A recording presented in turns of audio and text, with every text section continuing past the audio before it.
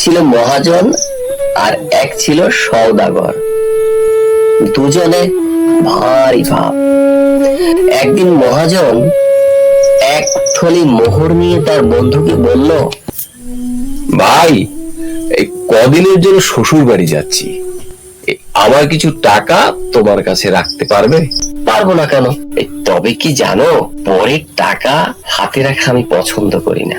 তুমি বন্ধু মানুষ, তোমাকে আর বলার কি আছে।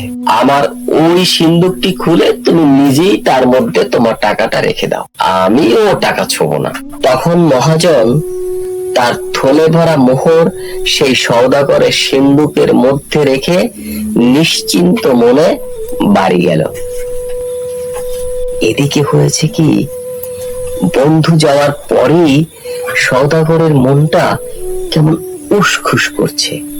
সে কেবলই ওই টাকার কথা ভাবছে, আর তার মনে হচ্ছে যে বন্ধু না জানি কত কি রেখে গেছে, একবার খুলে দেখতে দোষ কি। এই ভেবে সে সিন্দুকের ভিতর উকি মেরে থলিটা খুলে দেখলো, থলি ভরা চকচকে মোহর। এতগুলো মোহর দেখে সওদাগরের ভয়ানক লোভ হলো। সে তাড়াতাড়ি মোহরগুলো সরিয়ে তার জায়গায় কতগুলো পয়সা ভরে থলিটাকে বন্ধ করে রাখলো।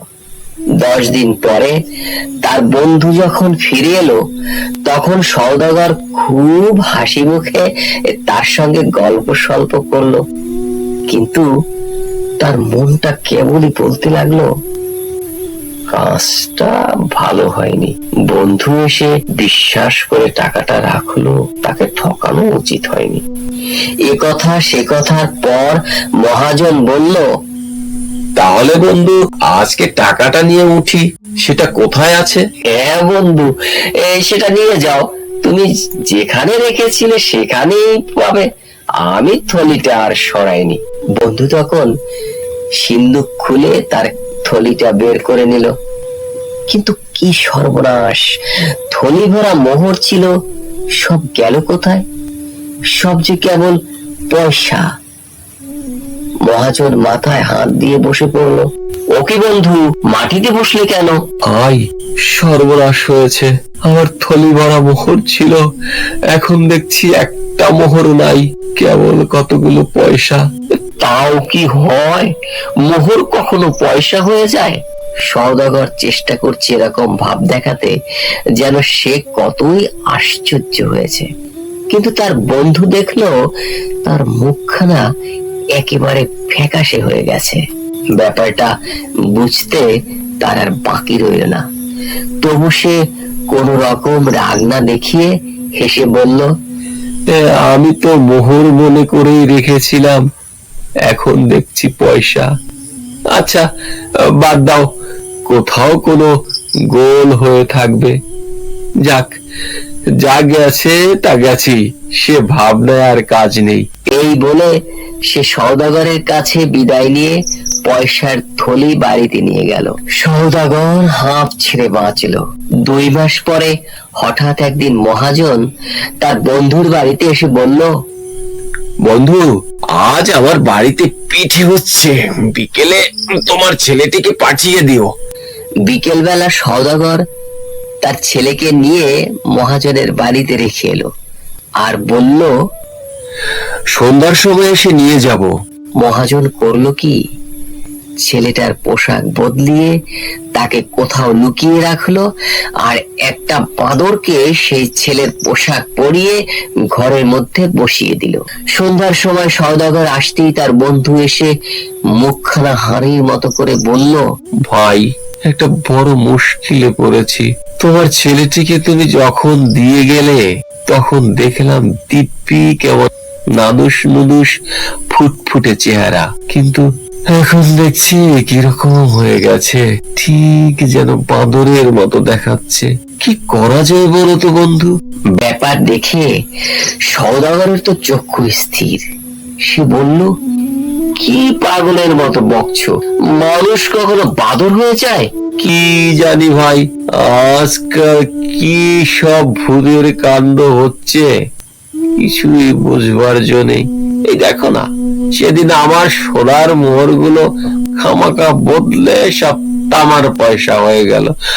অদ্ভুত ব্যাপার না? তখন সওদাগর রেগে বন্ধুকে গালাগালি দিয়ে কাজীর কাছে দৌড়ে গেল নালিশ করতে। কাজীর হুকুমে 4 পেয়াদা এসে মহাজনকে পাকড়াও করে কাজীর সামনে হাজির করলো।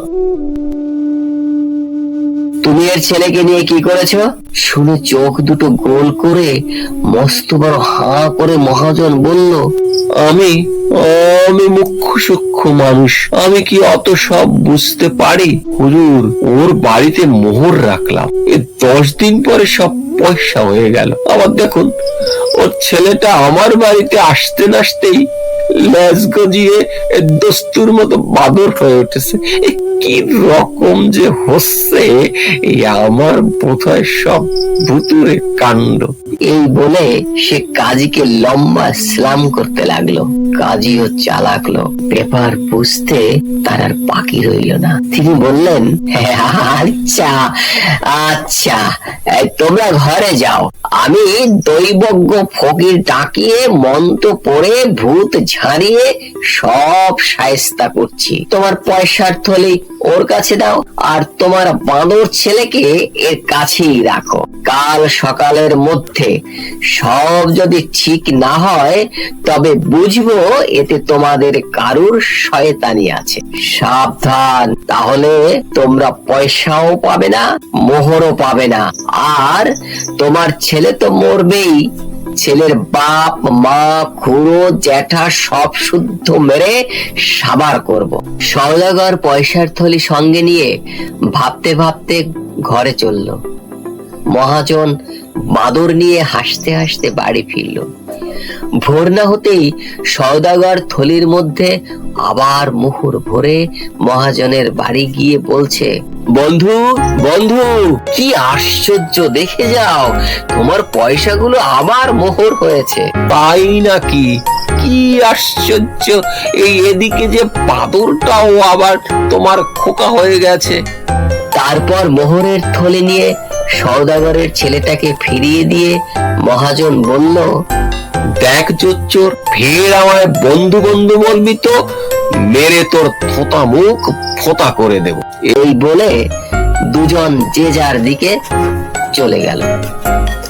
এই গল্প থেকে আমরা এটাই শিখলাম যে কারো বিশ্বাস ভাঙা ঠিক নয়। বন্ধুরা, গল্পটি কেমন লাগলো তা কমেন্ট বক্সে জানিয়ে দিও। যদি গল্পটি ভালো লেগে থাকে তাহলে লাইক এবং শেয়ার করো, আর আমাদের নতুন নতুন গল্প সবার আগে পেতে চ্যানেলটি সাবস্ক্রাইব করো। ধন্যবাদ।